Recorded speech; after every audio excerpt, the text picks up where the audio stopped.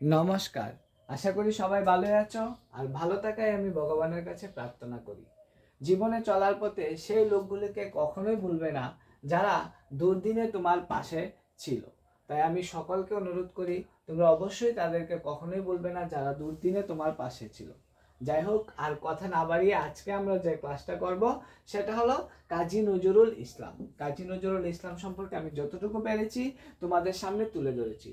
তোমরা অবশ্যই ক্লাসটা মনোযোগ সহকারে দেখার চেষ্টা করবে, কারণ কাজী নজরুল ইসলামও অনেকগুলি জিনিস লিখেছিল এবং অনেক কবিতা ও নাটক লিখেছিল। এই জন্য কবিতা লিখেছে, নাটক লিখেছে, কাব্য লিখেছে, অনেকগুলি লিখেছে। সেই জন্য হয়তোবা বোর্ডটার মধ্যে সবগুলি জায়গা হয়নি, তাই আমি ছোট ছোট করে লিখেছি।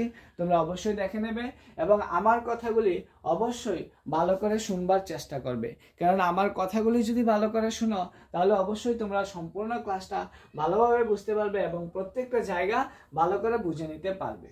তো আমরা প্রথমে পড়ব কাজী নজরুল ইসলাম। কাজী নজরুল ইসলাম ইতিহাসে বিদ্রোহী কবি নামে পরিচিত। ঠিক আছে, কাজী নজরুল ইসলাম ইতিহাসে বিদ্রোহী কবি নামে পরিচিত।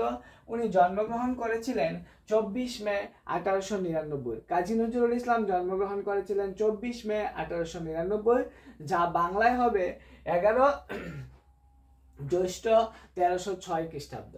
বর্ধমান জেলার আসানসোল মহকুমায় চুরুলিয়া গ্রামে তিনি জন্মগ্রহণ করেছিলেন। কোথায় জন্মগ্রহণ করেছিলেন? বর্ধমান জেলায় আসানসোল মহকুমার চুরুলিয়া গ্রামে তিনি জন্মগ্রহণ করেছিলেন।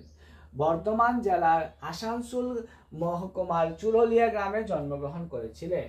ওনার পত্নী ছিল নাগিস আশার খালম। নাগিস আশার কালম প্রথম পত্নী এবং দ্বিতীয় পত্নী ছিল আশালতা সেন উর্ফে প্রমীলা দেবী।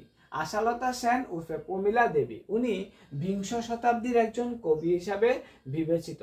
উনি মৃত্যুবরণ করেছিলেন 29 আগস্ট, 29 কোনো জায়গায় 30 দেওয়া আছে, 29 আগস্ট 1977 খ্রিস্টাব্দে, আবার কোনো জায়গায় দেওয়া আছে 76 খ্রিস্টাব্দে। ঠিক আছে, 29 আগস্ট 1977 খ্রিস্টাব্দে বা 30 আগস্ট 1977 খ্রিস্টাব্দে বা 76 খ্রিস্টাব্দে ঢাকায় জন্মগ্রহণ আর মৃত্যু হয়েছিল। ওনার মৃত্যুর কারণ ছিল ফিক্স ডিজিজ নামক রোগে উনি মৃত্যুবরণ করেছিলেন। ওনার ডাক নাম ছিল দুখুমিয়া এবং ছদ্মনাম ছিল ধূমকেতু। ওনার ডাক নাম ছিল দুখুমিয়া এবং ছদ্মনাম ছিল ধূমকেতু। কোনো জায়গায় দুখুমিয়া ও ছদ্মনাম হিসাবে বিবেচনা করা হয় এবং ধূমকেতু ছদ্মনাম হিসাবে বিবেচনা করা হয়। উনি মৃত্যুবরণ করেছিলেন 12 ভাদ্র 1383 খ্রিস্টাব্দে, যা বাংলায় হবে 12 ভাদ্র 1383 খ্রিস্টাব্দে এবং ইংরেজিতে হলো 30 আগস্ট 1977 খ্রিস্টাব্দে বা 29 আগস্ট 1976 খ্রিস্টাব্দে। এই গেল তোমাদের জন্ম মৃত্যু। ওনার পিতার নাম ছিল কাজী ফরিদ আহমেদ। ওনার পিতার নাম ছিল কাজী ফরিদ আহমেদ। ওনার পিতা কাজী ফরিদ আহমেদ এবং মাতা জাহেদা খাতুন। ওনার মাতার নাম ছিল জাহেদা খাতুন। কাজী নজরুল ইসলামের মাতার নাম ছিল জাহেদা খাতুন। আমি আবারও বলছি, কাজী নজরুল ইসলামের পিতার নাম ছিল কাজী ফরিদ আহমেদ, মাতা ছিলেন জাহেদা খাতুন এবং উনি পেশায় ছিলেন একজন কবি, ছোট গল্পকার, উপন্যাসিক, নাট্যকার, অভিনেতা এবং রাজনৈতিক। উনি পেশায় ছিলেন একজন কবি, ছোট গল্পকার, উপন্যাসিক, নাট্যকার, অভিনেতা এবং রাজনৈতিক হিসাবে তিনি পরিচিত ছিলেন। ওনার ভাষা ছিল বাংলা, আরবি এবং ফারসি। ওনার ভাষা ছিল বাংলা, আরবি এবং ফারসি, কিন্তু ওনাকে বাংলার কবি বেশি বলা হয়। ওনার ভাষা ছিল বাংলা, আরবি এবং ফারসি। এই হলো ওনার প্রাথমিক পরিচয়। উনি স্বাধীনতা পুরস্কার পেয়েছিলেন 1977 খ্রিস্টাব্দে এবং জগৎ তারিণী পদক পুরস্কার পেয়েছিলেন 1945 খ্রিস্টাব্দে এবং 21 পদক পুরস্কার পেয়েছিলেন 1976 খ্রিস্টাব্দে। স্বাধীনতা পুরস্কার পেয়েছিলেন 1977 খ্রিস্টাব্দে, তাহলে জগৎ তারিণী পদক পেয়েছিলেন 1945 খ্রিস্টাব্দে, 21 পদক পেয়েছিলেন 1976 খ্রিস্টাব্দে। আমি আবারও বলে দিচ্ছি, যদি তোমাদের আসে উনি কি পুরস্কারে ভূষিত হয়েছিলেন: স্বাধীনতা, জগৎ তারিণী এবং 21 পদক। স্বাধীনতা হলো 77, জগৎ তারিণী হলো 45 এবং 21 পদক হলো 76। তাহলে আমরা প্রথম থেকে জগৎ তারিণী প্রথম পেয়েছে, তারপর স্বাধীনতা, তারপর 21, তারপর স্বাধীনতা। জগৎ তারিণীর পরে 21, তারপর স্বাধীনতা পুরস্কার পেয়েছিলেন। পেশায় ছিলেন একজন সৈনিক। উনি ছিলেন একজন সৈনিক হিসাবেও বিবেচিত ছিল, অর্থাৎ প্রথম বিশ্বযুদ্ধ সৈনিক হিসাবে উনি পরিচিত ছিল। তো অগ্নিবীণা কাব্যটি উনি রবীন্দ্র কুমার ঘোষকে উৎসর্গ করেছিলেন। ওনার লেখা একটি কাব্য অগ্নিবীণা, সেটা তিনি রবীন্দ্র কুমার ঘোষকে উৎসর্গ করেছিলেন এবং ওটা ছিল তার প্রথম এবং শ্রেষ্ঠ কাব্যগ্রন্থ।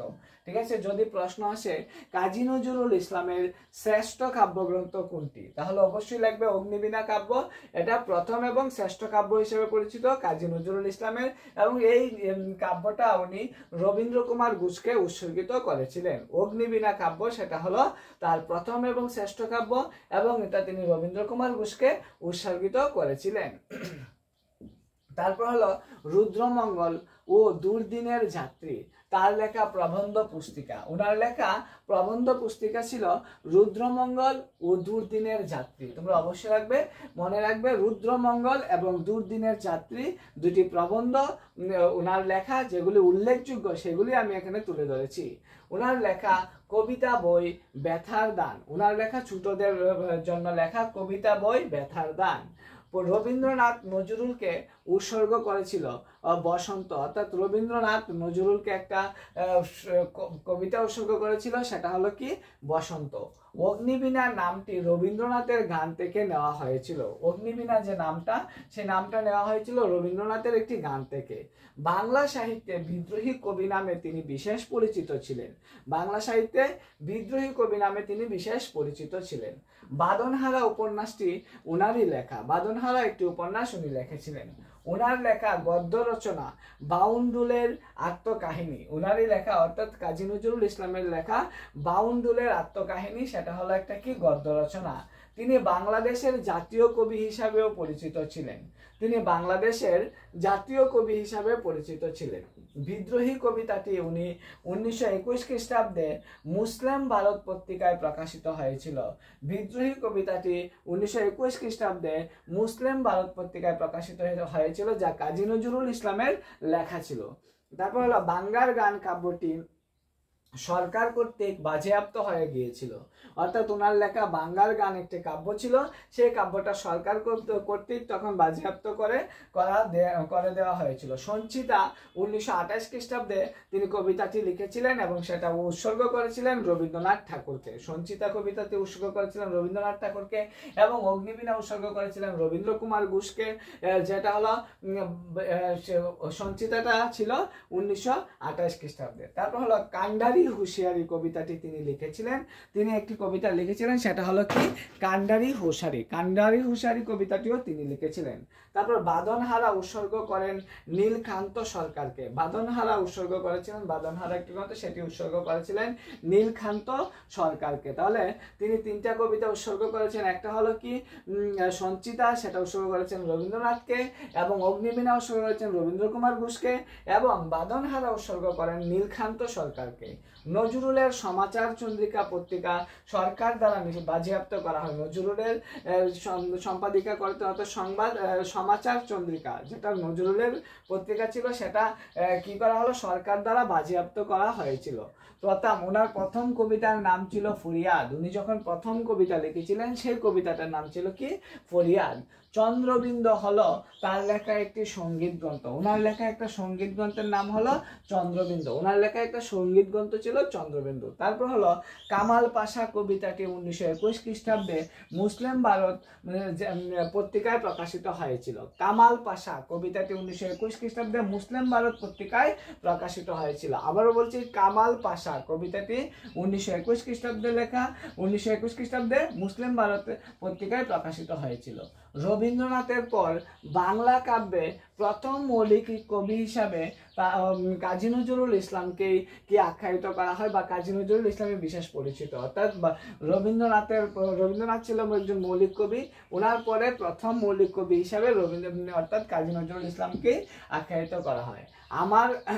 আমার কৈফিয়ত লিখেছিলেন কাজী নজরুল ইসলাম। আমার কৈফিয়ত একটা কাব্যগ্রন্থ ছিল, সেটা লিখেছিল কি কাজী নজরুল ইসলাম। সাম্যবাদী কাব্যগ্রন্থের কবি ছিলেন কাজী নজরুল ইসলাম। 1925 খ্রিস্টাব্দে সেটা রচিত হয়েছিল। সাম্যবাদী সেটা হলো কাব্যগ্রন্থ। এই কাব্যগ্রন্থ 1925 খ্রিস্টাব্দে রচিত হয়েছিল। তারপর অগ্নিবীণা, বিষের বাঁশি, যেগুলি ছিল তার কি উল্লেখযোগ্য কাব্য। তার উল্লেখযোগ্য কাব্যের মধ্যে ছিল অগ্নিবীণা, বিষের বাঁশি, বাঙ্গার গান, দুলন চাপা। অগ্নিবীণা প্রকাশিত হয় 1922 খ্রিস্টাব্দে, বিষের বাঁশি প্রকাশিত হয় 1928 খ্রিস্টাব্দে, বাঙ্গার গান প্রকাশিত হয় 1924 খ্রিস্টাব্দে, সরি এটা হলো 1924 খ্রিস্টাব্দে, বিষের বাঁশি 1924, বাঙ্গার গান 1924, দুলন চাপা 1923, তারপর হলো ছায়ানট, সেটা হলো 1925, সাম্যবাদী 1925, সর্বহারা 1926, ফণী মনসা 1927, সিন্ধু হিন্দুল 1928, চক্রবাক 1929, যেগুলি ছিল তার উল্লেখযোগ্য কাব্য। ওনার উল্লেখযোগ্য কাব্যগুলির মধ্যে রয়েছিল অগ্নিবীণা, বিষের বাণী, বাঙ্গার গান, দুলন চাপা, ছায়ানট, সাম্যবাদী, সর্বহারা, ফণী মনসা, সিন্ধু হিন্দুল, চক্রবাক এবং বিশেষ উল্লেখযোগ্য কাব্য ছিল। তাছাড়া দুলন চাপা নজরুলের প্রেম কবিতার অন্যতম সংকলন। দুলন চাপা ছিল নজরুলের প্রেম কবিতার অন্যতম সংকলন। তারপর হলো পূজারিণী কবিতার প্রেম কাহিনীর বেদনার ইতিহাস জড়ানো। পূজারিণী যে কবিতাটা লিখেছিলেন সেটা প্রেম কাহিনীর একটা বেদনার ইতিহাস জড়ানো ছিল। শিশুদের জন্য রচিত হয়েছিল লিচু চুর, প্রভাতী, কুকি ও কাঠবিড়ালি। তারপর হলো কি শিশুদের জন্য সেগুলি রচিত হয়েছিল, সেগুলি হলো কি লিচু চুর, প্রভাতী, কুকি ও কাঠবিড়ালি। তারপর পূর্বের হাওয়া, যা 1926 খ্রিস্টাব্দে প্রকাশিত হয়, জিঙ্গে ফুল 1926 খ্রিস্টাব্দে প্রকাশিত হয়, সিন্ধু হিল্লুল 1928 খ্রিস্টাব্দে প্রকাশিত হয়, বুলবুল 1928 খ্রিস্টাব্দে প্রকাশিত হয়, চক্রবাক 1929 খ্রিস্টাব্দে প্রকাশিত হয়, সন্ধ্যা 1929 খ্রিস্টাব্দে, চোখের চাতক 1929 খ্রিস্টাব্দে, বুবায়াত ই হাফিজ 1930 খ্রিস্টাব্দে, নজরুল গীতিকা 1930 খ্রিস্টাব্দে, প্রলয় শিকা 1930 খ্রিস্টাব্দে, নজরুল স্বরলিপি 1930 খ্রিস্টাব্দে, চন্দ্রবিন্দু 1930 খ্রিস্টাব্দে, বনগীতি 1932 খ্রিস্টাব্দে, সাতবাই চম্পা, গুলবাগিচা 1933 খ্রিস্টাব্দে, আমপাড়া 1933 খ্রিস্টাব্দে, গীতি শতদল 1933 খ্রিস্টাব্দে, গানের মালা 1934 খ্রিস্টাব্দে, নিজর 1939 খ্রিস্টাব্দে, নতুন চাঁদ 1945 খ্রিস্টাব্দে, সঞ্চরণ 1955 খ্রিস্টাব্দে, মধুবালা 1960 খ্রিস্টাব্দে, ধূমকেতু 1962 খ্রিস্টাব্দে, রাজ্য বা 1966 খ্রিস্টাব্দে। এই সবগুলি উনি রচনা করেছিলেন, কাজী নজরুল ইসলামের রচিত সেগুলি। তারপর উনি উপন্যাস এবং ছোট গল্পের মধ্যে, ওনার যে উপন্যাস এবং ছোট গল্পের মধ্যে রয়েছে বাঁধনহারা, রয়েছে কুহেলিকা। বাঁধনহারা প্রকাশিত হয় 1927 খ্রিস্টাব্দে, কুহেলিকা প্রকাশিত হয় 1931 খ্রিস্টাব্দে, মৃত্যুকোদা প্রকাশিত হয় 1930 খ্রিস্টাব্দে, বেতার দান প্রকাশিত হয় 1922 খ্রিস্টাব্দে, রিক্তের বেদন 1925 খ্রিস্টাব্দে, শিউলি মালা 1931 খ্রিস্টাব্দে, যেগুলি ছোট গল্প বা উপন্যাস হিসাবে বিশেষ পরিচিত ছিল নজরুল ইসলামের। তারপর নাটক তিনি লিখেছিলেন ঝিলিমিলি 1927 খ্রিস্টাব্দে, আলুয়া 1938 খ্রিস্টাব্দে, পুতুলের বিয়ে 1964 খ্রিস্টাব্দে। এই নাটকগুলি তিনি লিখেছিলেন। তাছাড়া বিদ্যাপতি, শ্রীমন্ত, ঈদল ফেরত, প্রীতি, উপহার, বনের বেতাব, মধুমালা প্রভৃতিও ছিল ওনার লেখা কয়েকটা নাটক। ঝিলিমিলি, আলুয়া, পুতুলের বিয়ে, বিদ্যাপতি, শ্রীমন্ত, ঈদল ফেতর, প্রীতি, উপহার, বনের বেতা এবং মধুমালা, এগুলি ছিল ওনার লেখা কয়েকটা নাটক। এর মধ্যে ঝিলিমিলি 1927 খ্রিস্টাব্দে, আলুয়া 1938 খ্রিস্টাব্দে, পুতুলের বিয়ে 1964 খ্রিস্টাব্দে। ওনার লেখা কয়েকটা প্রবন্ধ ছিল যোগবাণী 1922 খ্রিস্টাব্দে, দুর্দিনের যাত্রী 1926 খ্রিস্টাব্দে, রুদ্রদল 1927 খ্রিস্টাব্দে। ওনার লেখা কয়েকটা প্রবন্ধ যেগুলি হলো যোগবাণী, দুর্দিনের যাত্রী, রুদ্রদল, সেগুলি প্রকাশিত হয়েছিল 1922 খ্রিস্টাব্দে, 1926 খ্রিস্টাব্দে এবং 1927 খ্রিস্টাব্দে। এই ছিল আমার কাজী নজরুল ইসলাম সম্পর্কে যতটুকু তুলে ধরার তোমাদের সামনে তুলে ধরেছি। এবার সেইগুলিকে আমি একটু সুন্দরভাবে আবারও বলে দিচ্ছি, যদিও আমি এটা আবার রিপিট করবো না, তবু আমি তোমাদেরকে বলে দিচ্ছি সেগুলো একটু সুন্দরভাবে। অর্থাৎ কাজী নজরুল ইসলামের প্রথম থেকে লাস্ট পর্যন্ত কি কি করেছিলেন বা কি কবি হিসাবে পরিচিত ছিলেন। রবীন্দ্রোত্তর কাব্য সাহিত্যের আকাশে উল্কার মতো আকস্মিক প্রকাশে যিনি বিদ্রোহের আগুন জ্বালিয়েছিলেন তার নামই হলো কাজী নজরুল ইসলাম।